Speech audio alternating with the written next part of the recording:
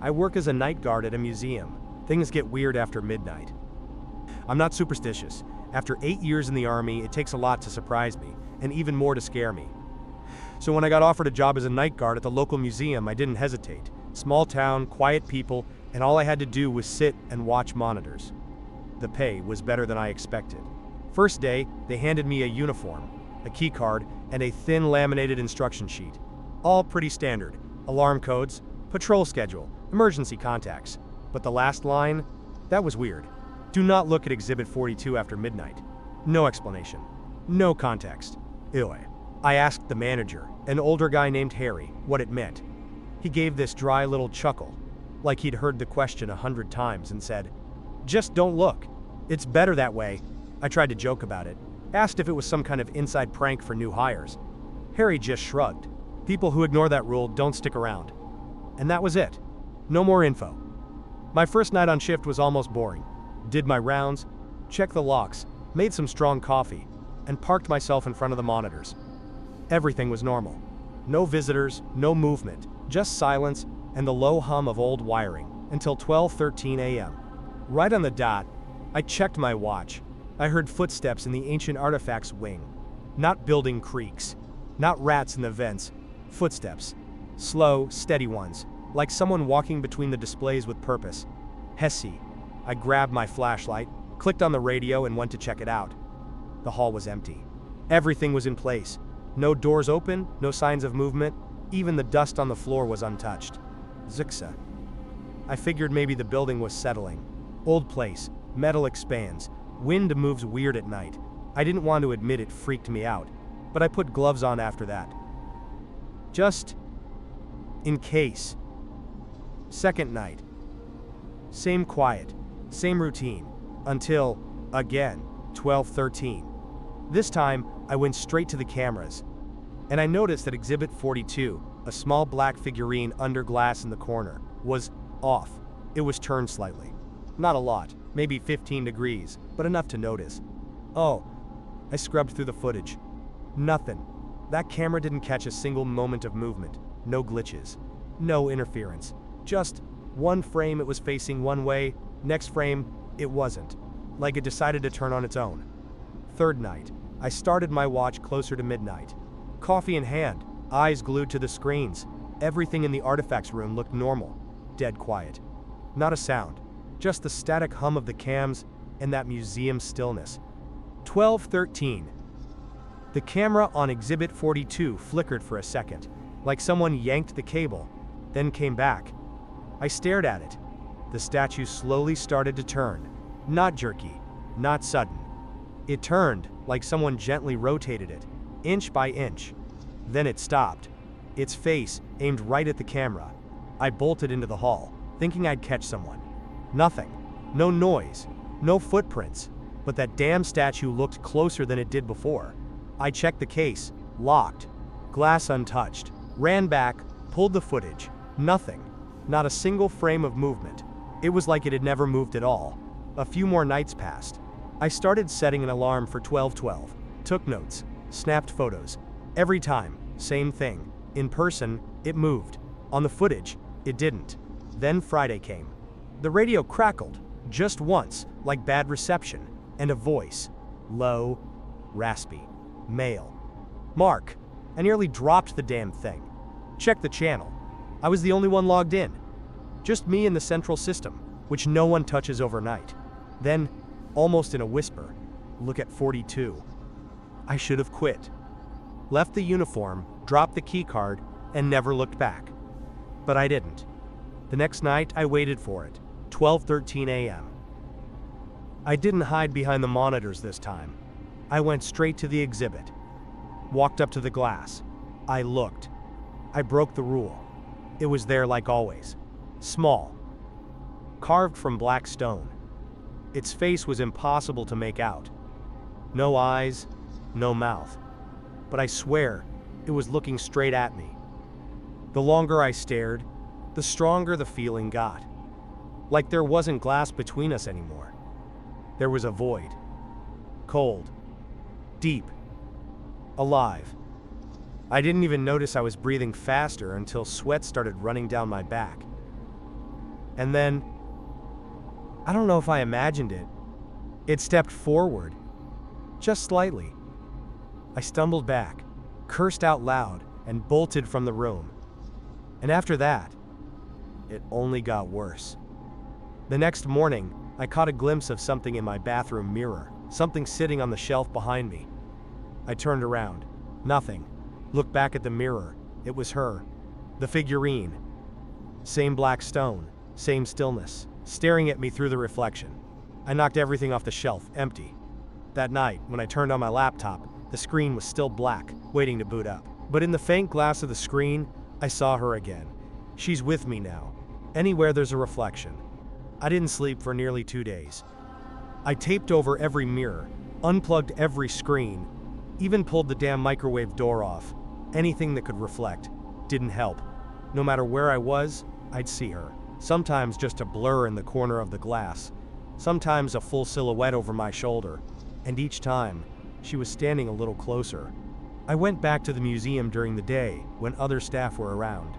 Found Harry, the guy who gave me the weird instruction on day 1. I told him everything. The voice on the radio, the camera, the reflections. I didn't expect him to believe me, but I had to say it. He listened silently, no shock, no denial. Just gave a small nod and said quietly, "You're not the first." I froze. "But now, you're the watcher." I tried to press him for more, but he just turned and walked into a staff corridor. Like the conversation was over. Mouthful. The others looked at me like I'd been working there for years. Dumbful. Since then, no more shift schedules, no more calls. But every night, I still go back. No one opens the door for me, but the doors are always unlocked. And at exactly 12:13 a.m., I stand in front of Exhibit 42. And I watch, because now, that's my job. I saw myself on the security feed, but it wasn't a recording. My job's pretty straightforward. Sit in front of a wall of monitors and make sure nobody goes where they're not supposed to. I work security for a private company that handles surveillance on industrial sites. Cameras, panic buttons, logbooks, everything by the book. Boring, but it pays well. Especially for night shifts, which no one else wants. 3 weeks ago, they reassigned me to a new location, some warehouse way out on the edge of town. Huge concrete building, barely any windows. They told me it was an important site, something under a federal contract, no details. Not that I needed any. The less you know, the easier it is to sleep at night. My first shift started like always. Briefing, key card, access codes, crappy coffee from the vending machine, and a binder with all the camera info.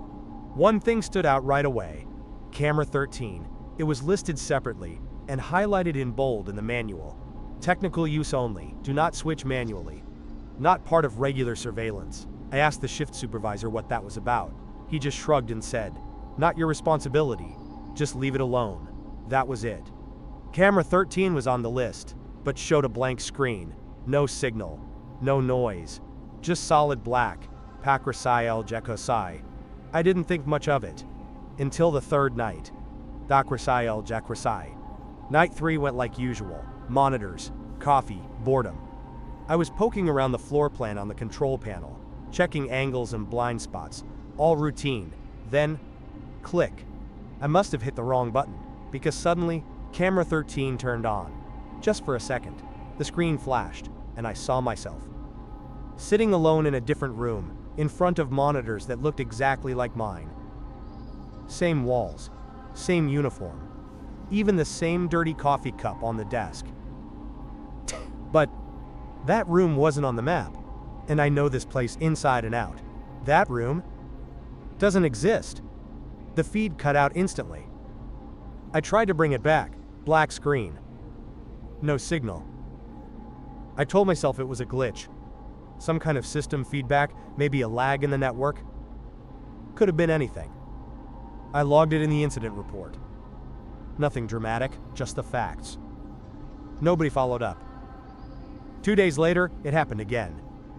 This time, camera 13 turned on by itself. No button pressed. No warning. Just a flicker. And there I was again. Only this time, something was off.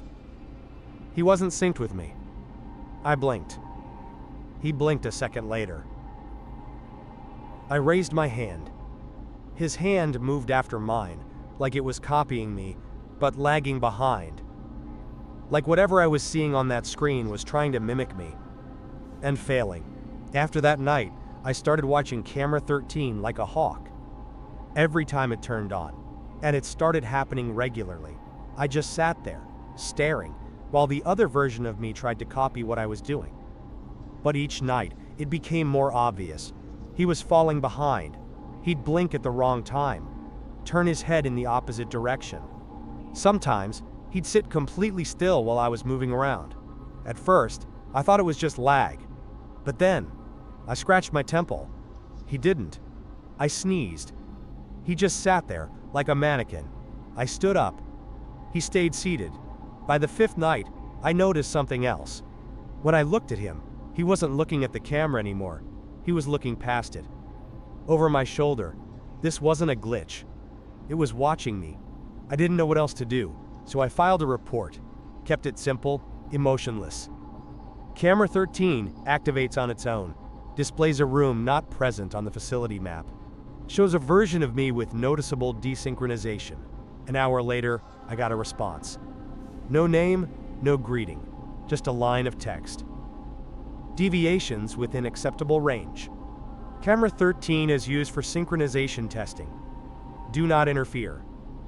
What got to me wasn't that they knew. It was that this was normal to them. Night 7. I hadn't slept in nearly 2 days. Camera 13 was now activating every night at exactly 12:01 a.m., like clockwork. And I waited for it. I sat there, eyes locked on the black square. The screen flickered. Gee, he appeared. Or I did. I honestly didn't know anymore. Bull. But this time, he was standing. Gee. Not sitting at the monitors. Not mimicking me. Just standing by the exit. Slowly. Like he knew I was watching. He walked toward the door, step by step, until he stopped. Right in front of the camera. Low. He stared. Low. Didn't blink. Didn't move. Just looked straight into the screen. Low. Like he could see me. Low. And that's when everything in my room went dark. One by one, the monitors powered off. The hum of the ventilation died. The emergency lights flickered. Then died too. Total silence. Total darkness. Except for one thing. Camera 13 was still on. He was still there. And he was smiling.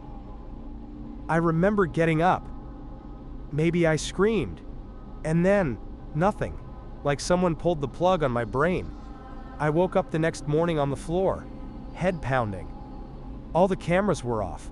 The system had been wiped. No logs. No footage.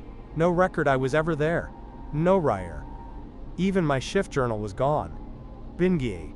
I stumbled outside, shaking, got in my car, and drove home. Bingie. But when I tried to unlock my front door, the key didn't fit. I tried again, and again. Nothing. Then the door opened, from the inside, and I was standing there. Server A17 started talking to me. I'm the only one on the night shift. I worked the night shift as a technician at a data center just outside Phoenix. Quiet gig. Almost too quiet. The building is massive, concrete and steel, buzzing nonstop with millions of processes. You walk those long hallways at night, and all you hear are fans spinning, indicator lights blinking, and the low, almost alive hum of the servers. At night, it's just me. Only me. En Warsest, they hired me fast. Background check was a formality, barely glanced at my resume. I figured, turnover here must be insane. En Warsest. Shifts are 10 hours. Tasks are basic. Monitor systems. Do rounds, check temperature logs. On my first night, they handed me a badge, a tablet, and a 200-page manual. I skimmed it. Half of it was safety protocols. The rest was rack layouts, server numbers, maintenance schedules. But one line jumped out. Page 173. If server A17 starts flashing red, respond to its message. No further context, no explanation. Even the font was different, like it was added in later. I smirked. Probably a joke. Or maybe some internal test to see if I was paying attention. Still, I made a note. Row 5, rack 9, A17. It was isolated from the others. Not connected to the main grid. I even thought about sticking a post-it on it that said, "Angry Boss Inside." Kinda wish I had. At least it would have felt like I had some control. A week passed. Nothing unusual. OS. I spent nights pacing the rows, listening to podcasts, checking temp readings and error logs.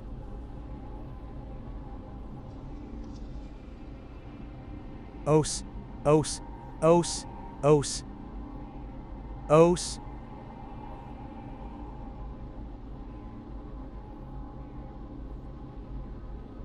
Smooth sailing. I'd almost forgotten about A17. No anomalies, no alerts. It just sat there, tucked in the back of row 5, outside the main line. Then, one night, at 2:46 a.m., I noticed a soft red blinking light. I got closer. A17. The blinking wasn't an error flash. Not an alarm. It pulsed. Slowly. Rhythmically. Like it was waiting for me to notice. Then the terminal beside it lit up with one line of text. "Can you hear me?" I froze. No alert. No log activity. Just that message. Hun. No sender. No source. Detects. I hit escape. Nothing. Enter. Nothing. Bdrantex. Then the line disappeared. Detects. I figured, okay, it's a test. Maybe some IT guy messing with remote access. Nothing. I walked back to my desk. Sat down. 2 minutes later, the terminal flashed again. "Why aren't you answering, Kevin?" That's when my back went cold. My name, Kevin. Nowhere in the system had I entered it. My badge had only a numeric ID. Even in the access logs, I was listed as Shift 47. But someone, knew who I was. I'm not the panicking type. I checked the system access, credentials, network logs. Even thought maybe some leftover code or test string had my name in it. But no, there was nothing. No record of Kevin anywhere, and yet, it knew. I logged the incident formally, saved a screenshot, backed up the logs, documented the terminal's weird messages, attached everything to the internal report system. The next morning, the day shift guy showed up. Clark. He's a little odd, but polite. I told him everything, exactly as it happened. He didn't even blink. Walked over to the panel, typed in some kind of admin code, stared at the screen for a few minutes, then shrugged. "We don't have a server with that number." I almost snapped. I showed him the screenshot. He just said, "I don't see anything." Opened the report log. Empty. My entry was gone, like I never wrote it. "Maybe you were looking at the wrong rack," Clark said calmly. "Could be fatigue. Happens, especially at night." I didn't respond. He left. And I just sat there, realizing whatever's in that data center, it doesn't play by our rules. And I think I just stepped on something's territory. The next night, I went through the motions, hands doing the job, brain just buzzing. I didn't put on my headphones. Cameras flicked by on the screens, same old feeds. Everything looked normal. Force cell. I almost convinced myself I'd just burned out. Force cell, force cell, force cell, vive cell, force cell, force cell, force cell, force cell, vive cell, force cell, force cell, force cell, force cell, force cell, force cell, force cell, force cell, and much pressure, lack of sleep, isolation, force cell, vive cell, force cell. Maybe it all just got to me, force cell, but at 3:07 a.m., the terminal screen lit up on its own.